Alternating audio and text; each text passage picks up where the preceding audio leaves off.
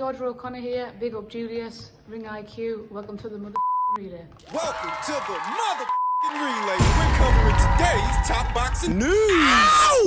So we're looking at doing a couple, 2-3 small ball shows, and then the aim is looking to get a title at the end of the year. So it works out good. Although my contract ended with Sky, I've sort of come back here, gone back to basics, and it's sort of doing them small shows, sort of building the confidence back up and learning. And also I get to fight in Portsmouth, my hometown. So that'd be so good in front of all my friends and family. Yeah, well, Lucas Ballingall, who's Mikey's little brother, is actually headlining it and defending his English title. So it's a good card. And obviously not just my friends and family. I'll get a hell of a lot of support in Portsmouth, and I have done over the years. So it'd be nice to sort of get the chance to fight there. So we now have a better understanding of young Ebony Jones' situation. Ebony Jones, who up until recently used to box under the Boxer banner under the Sky Sports platform. And according to Ebony, that partnership has ended for whatever reason. The people at Sky Sports and Boxer, I guess they chose not to renew Ebony's contract because she's now fighting on a smaller show. Small hall show. Sporting a professional record of 3 wins with no losses, 1 draw, no recorded knockouts, not yet. Ebony Jones is best described as an action fighter, a fast-paced fighter, athletic, fighting out of a very wide stance. From Portsmouth, where her next fight will be taking place. A lot of hometown support. Just 25 years old. Confirmation of what I already thought. I want to preface everything I'm about to say with this. I think Ebony Jones has a bright future. I think she's one of these unbeaten up-and-comers in the women's featherweight division you have to watch out for, because I see a fighter that down the line, with the right grooming and development, could very well see herself become a champion, though for the time being, she's not boxing under the Boxer banner anymore,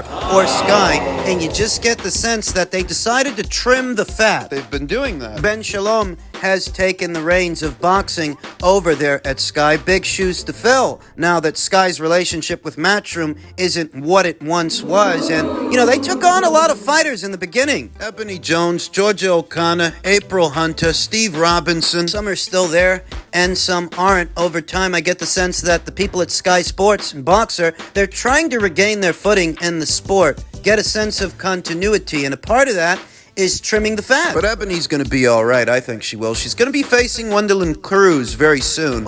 Cruz of Nicaragua, 28 years old, a journeywoman who's lost all 6 of her last 6 fights. But like I always tell you, there's more to boxing than what you see on paper. Cruz sports a professional record of 5 wins with 6 losses and 1 draw. In that way, she's got more rounds in the bank, more fights than Ebony Jones. So even if Ebony is the unbeaten up-and-comer that shows a decent ceiling, she'll be facing someone more experienced than she is. Got to stay sharp. Ebony Jones, who was last in action in October of last year, she fought 3 times last year. Good schedule of activity. Having debuted as a professional in October of 2021 opposite the ring Vaida Maisokaite, another experienced journeywoman like Cruz, she fought once in 2021, 3 times in 2022. This will be her first fight of this year. Going down in Portsmouth. She can still develop in small hall shows. She can still develop as a fighter and line herself up for perhaps a regional title. It can happen. She's a ways out from fighting for a full title, a world title. At this weight, featherweight, the undisputed champion just so happens to be Amanda Serrano, and Ebony Jones is a ways out from fighting somebody like that. Thankfully, she's young, so she has time to develop the ways.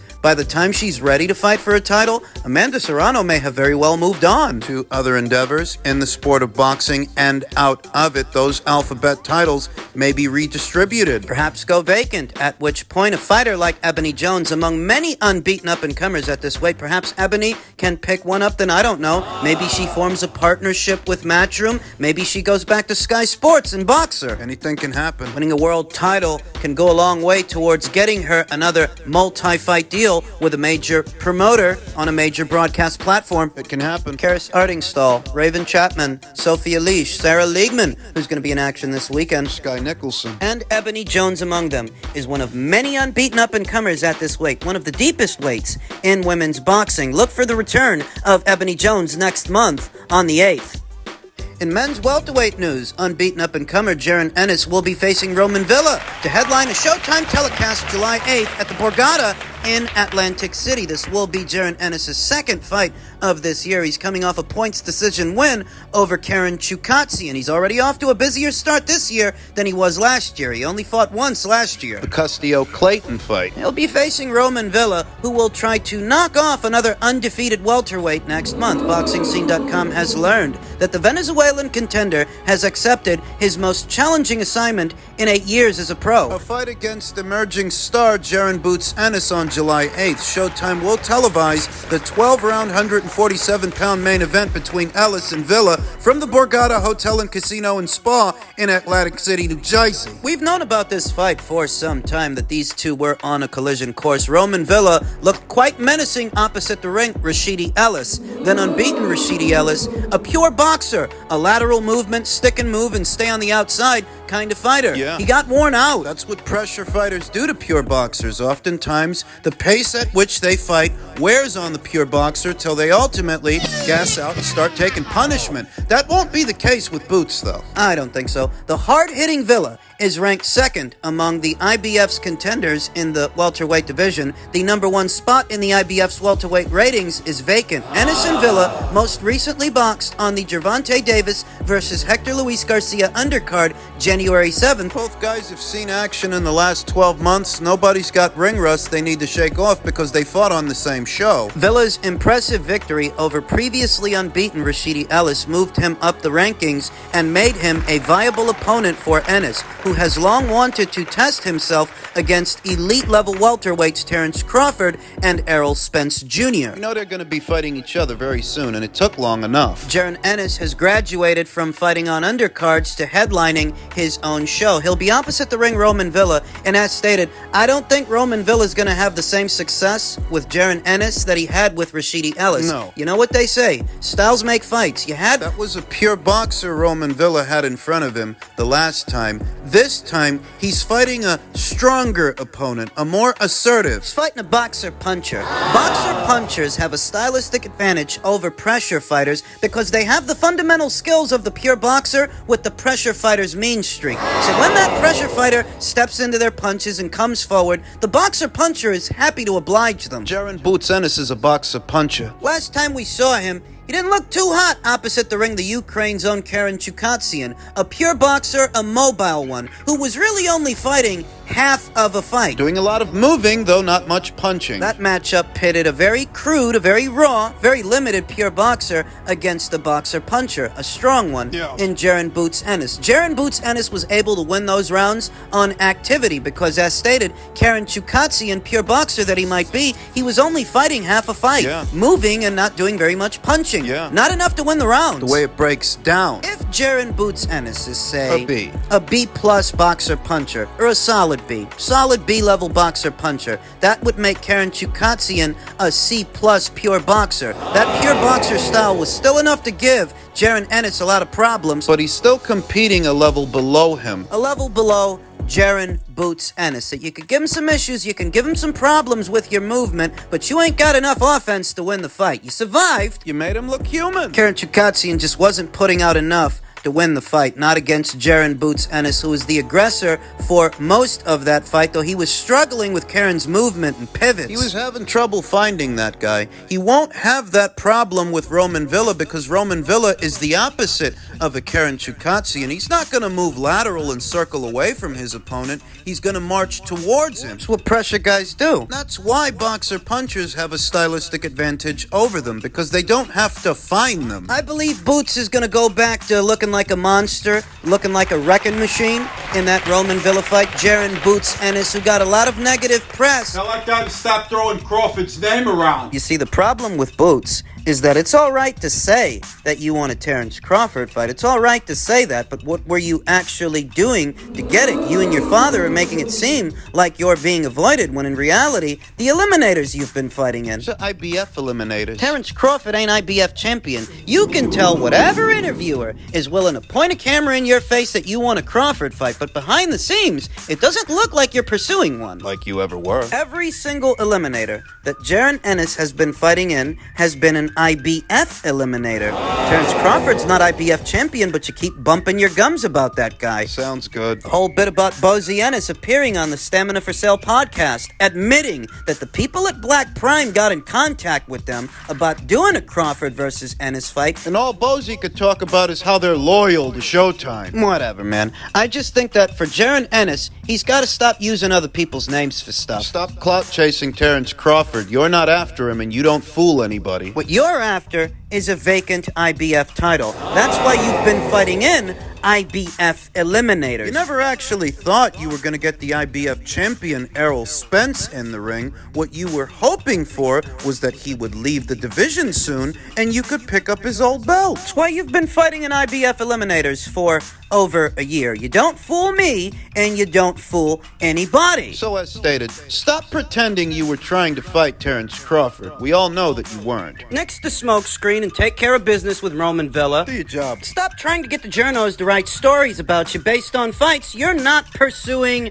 anyway. And just in keeping with the theme of all things welterweight, Terence Crawford said, I called Spence, and we agreed to make the fight happen. We got it done. Perhaps against Al Heyman's best wishes, there was a plan to put Spence in there with Keith Thurman. I haven't forgotten about that. This time around, it felt completely different, you know? Me and Errol, we actually got on the phone and we both agreed that we were both going to do our best to make sure this fight happened. And we got it done. Crawford told the MMA Hour. We're here now. We're about to put on, one of the best welterweight showdowns in a long time. I called him. I'm like, hey, listen, man, let's get it on. And he was all for it. So we both had the same mission, the same goal, to become undisputed welterweight champions of the world and make history. Terence Crawford said that this set of negotiations was completely different to what we saw the last time out. And you will remember that according to Terence, he was speaking to Al Heyman directly the last time out. Is that what changed? That he was speaking to Errol Spence.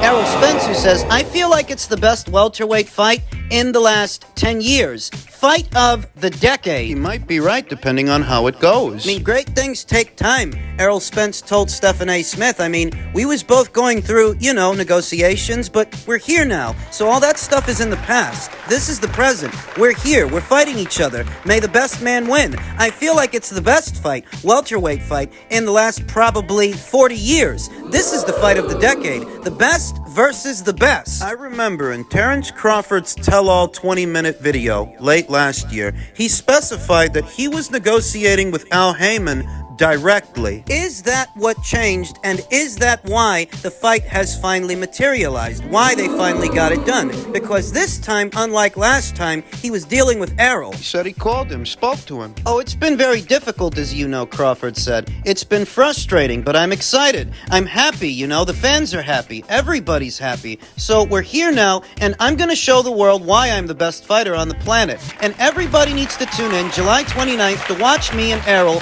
go out there and put on a tremendous show. Who remembers the soundbite that got leaked? And between the time that the Crawford fight fell apart last year and right before this fight materialized this year, there was a leaked soundbite, a communique between Errol Spence Jr. and Stephen Espinoza. And in that soundbite, you could hear Errol Spence Jr. say he didn't want to fight Keith Thurman. Because after the Crawford fight fell apart, that's what the plan was. I'm a man of my word, Spence said. Like I said, people thought I was going to move up to junior middleweight, but just like I told him when we encountered each other in Oklahoma, I said I'm going to get these belts on my side and I'm going to come take yours. And this is where we're at now, and I stood on that. Even if it was leaving me staying out of the ring the whole year to try to get me to fight other people, this is the fight that I wanted. So I stuck to my guns and I was like, I'm not fighting till I fight Terence Crawford. So my team got it going. Who tried to get you to fight somebody else? Who tried to get you to move up to junior middleweight? Who tried to get you to fight somebody else? You say you stuck to your guns. That implies that someone else had other plans. But you stuck to your guns. Spence has fought well after lengthy layoffs in the past, and feels like his style will be too much for the best opponent of his 10-year professional career. With me, I feel like my style, is basically, I'm not gonna say perfect, but it's very good, Spence said. I got the jab, I feel like I might be the stronger opponent. Great body shots. He has great talent, great skills, but I feel like my ability and my will and my all-around just being the better fighter. I'm gonna beat him. We'll see. There's a lot riding on this fight, Crawford said. You know, this is the biggest fight in boxing in decades, you know? So, of course, I want to go out there and put on a tremendous show and win in spectacular fashion. I'm feeling good. I'm feeling strong. I'm ready to go next week, if need be. But at the same time, everything has its time. The sun shines on everybody, and the sun's gonna shine on me July 29th. Though Errol Spence Jr. had to stick to his guns for us to be here now. It's almost as if somebody didn't want him to. The same Errol Spence that just inked a managerial pact with Fighters First